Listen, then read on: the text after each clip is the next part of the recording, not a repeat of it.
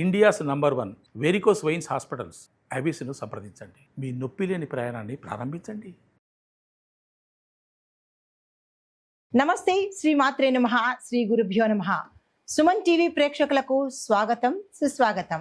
నేను మీ Raghupriya, astrologist, psychologist, life coach, motivational speaker. ఈరోజు మనము జూలై నెల మాస ఫలితాలను తెలుసుకుందాము. ఇందులో భాగంగా ఈ మాసాన్ని మనము ఆషాఢ మాసము అంటాము. ఆషాఢ మాసము అంటే చంద్రుడు ఉత్తరాషాఢ పూర్వాషాఢ నక్షత్రంలో, అంటే చంద్రమానం ప్రకారము చంద్రుడు సంచరించే నక్షత్రాన్ని బట్టి ఆ మాసానికి ఆ పేరు వస్తుంది. ఇప్పుడు చంద్రుడు ఉత్తరాషాఢ నక్షత్రంలో సంచారం చేస్తుండగా ఈ మాసానికి ఆషాఢ మాసం అని పేరు వచ్చింది. అయితే ఆషాఢ మాసాన్ని అందరూ దేనికి పనికి రాదు, ఆషాఢ మాసంలో మనం ఏ పనులు చేసుకోకూడదు అనే భావన అయితే ఉంది.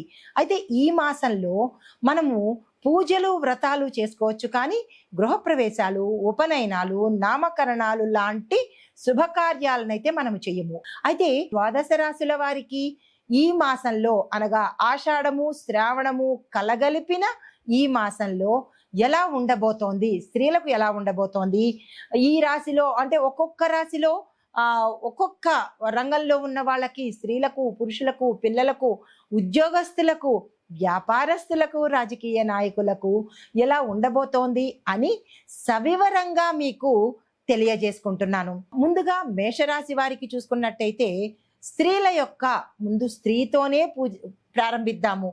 స్త్రీలు దేవతా సమానులు కదా. అయితే వీరి యొక్క ఆరోగ్యము ఈ మాసంలో రజోధర్మ సంబంధిత అనగా మెన్స్ట్రువల్ యొక్క సమస్యలు తల ఎత్తే అవకాశం కనబడుతోంది. దీంతో పాటు గర్భధారణకు ఈ సమయము అంత అనుకూలంగా లేదు కాబట్టి గర్భం ధరించడానికి ఎవరైనా నవజాత వధువు ఉన్నట్టయితే కనుక కొంచెం ఆలోచించి తదుపరికి ఈ గర్భధారణ సమయాన్ని పోస్ట్ పోన్ చేసుకోండి. అయితే గర్భస్థ అభివృద్ధికి మాత్రము ప్రత్యేకంగా, అంటే ఇంతకు పూర్వమే గర్భిణీలు ఉంటే కనుక వారు జాగ్రత్తలు తీసుకోవాల్సిందిగా ఈ మాసంలో తెలియపరచడమైంది. అయితే తలనొప్పులు, ఆస్తమా, శ్వాసకు సంబంధించిన వ్యాధుల్లాంటివి, ఇబ్బందుల్లాంటివి కనుక ఉన్నట్టయితే వాటికి సంబంధించిన జాగ్రత్తలు కూడా మీకు చెబుతాను. అది శరీరంలో వేడి ఎక్కువగా అధికమయ్యే అవకాశము మనకి ఈ మాసంలో గోచరిస్తోంది. పిత్త సంబంధిత ఆరోగ్య సమస్యలు, జలుబు, తలనొప్పి, ఛాతిలోను తరువాత కడుపులోను ఇబ్బందికరమైన సమస్యలు వచ్చే అవకాశం కనబడుతోంది. భయపడకండి, జాగ్రత్తలు కూడా చెప్తాను. అయితే ఉదయాన్నే మీరు చేయవలసిన పని ఏంటంటే తులసి, నిమ్మ, సోంపు కలిపినటువంటి టీ తాగితే కనుక కొంత ఉపశమనం కలిగే అవకాశం ఉంది. దాంతో పాటుగా మధ్యాహ్నము ఎక్కువగా నీరు తీసుకునే ప్రయత్నం తప్పనిసరిగా చేసుకోండి.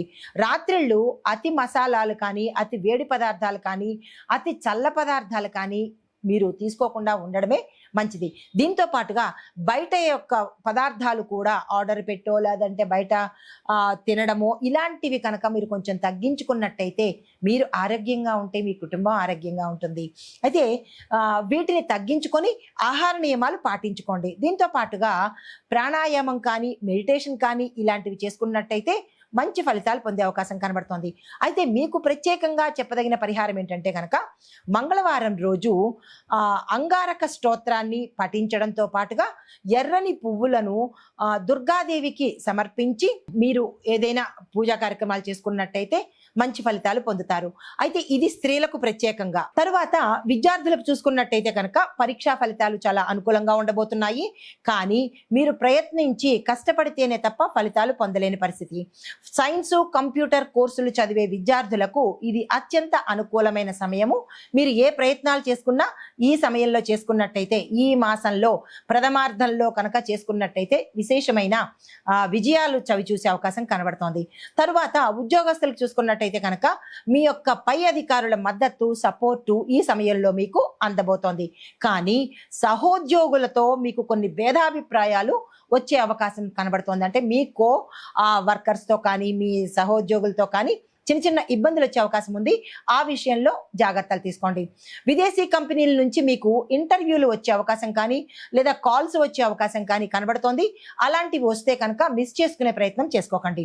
తర్వాత వ్యాపారస్తులకు చూసుకున్నట్టయితే కనుక చిన్న స్థాయి వ్యాపారస్తులు, చిన్న చిన్న వ్యాపారస్తులకు కొత్త కొత్త ఆర్డర్స్ రావడము, వారికి అభివృద్ధికి దోహదపడేటట్టుగా కనబడుతోంది.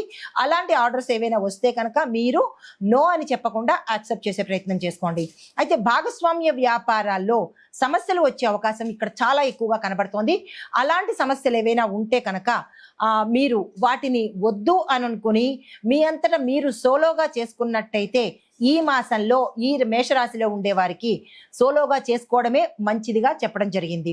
తర్వాత వ్యవసాయదారులకు చూసుకున్నట్టయితే కనుక మీకు పంటలకు నాటుకోవడానికి అనువైన సమయము, ఆ దిశగా ప్రయత్నం చేసుకోండి. రైతులకు ఖరీఫ్ రుణాలు, పంట బీమా విషయాలలో ఆశాజనకమైన పథకాలు మీకు వర్తిస్తాయి. పరిణామాలు కూడా గోచరిస్తున్నాయి.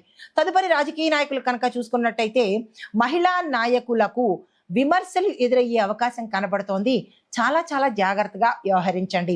అయితే కొత్త చట్టాల మీద, అంటే రాబోయే కొత్త చట్టాల మీద మీ యొక్క అభిప్రాయాన్ని కనుక వెల్లడించినట్టయితే మీకు ఒక గుర్తింపు కానీ ఐడెంటిఫికేషన్ కానీ వచ్చే అవకాశం కనబడుతోంది. తర్వాత వాతావరణ పరిస్థితులు చూసుకున్నట్టయితే కనుక అధిక వర్షపాతము, తడి తేమ కలిగినటువంటి వాతావరణం ఉండబోతోంది. ప్రయాణాలు చేస్తే కనుక ఈ సమయంలో మేషరాశి వారు ప్రయాణాలు చేసేటప్పుడు చాలా జాగ్రత్తలు తీసుకుని ప్రయాణాలు చేయండి. వాహనాల మీద వెళ్ళేటప్పుడు కానీ వాహనాల యొక్క నిర్వహణ కానీ చాలా జాగ్రత్తగా చూసుకుని మరి ప్రయాణాలు చేసుకోండి. అయితే ఇక కుటుంబ పరంగా చూసుకున్నట్టయితే కనుక భార్యాభర్తల మధ్య అపార్థాలు తల ఎత్తే అవకాశం కనబడుతోంది. దానికి సంబంధించిన జాగ్రత్తలు తీసుకునే ప్రయత్నం చేసుకోండి. కుటుంబ పెద్దల యొక్క సలహా తీసుకోండి. అయితే పిల్లల మీద ఎక్కువగా శ్రద్ధ పెట్టే ప్రయత్నం చేయడంతో పాటు అత్తవారింటి యొక్క పెద్దల ఆరోగ్యం మీద చాలా జాగ్రత్త పెట్టాలి ఈ రాశిలో ఉండే స్త్రీలు. తర్వాత మీకు చెప్పదగిన పరిహారము, మంగళవారం నాడు దుర్గా అమ్మవారికి ఎర్రని పువ్వులతో అర్చన చేయడంతో పాటుగా ఓం క్లీం చాముండాయై విచ్చే అనే మంత్రాన్ని 21 సార్లు తప్పనిసరిగా పఠించే ప్రయత్నం చేసుకోండి.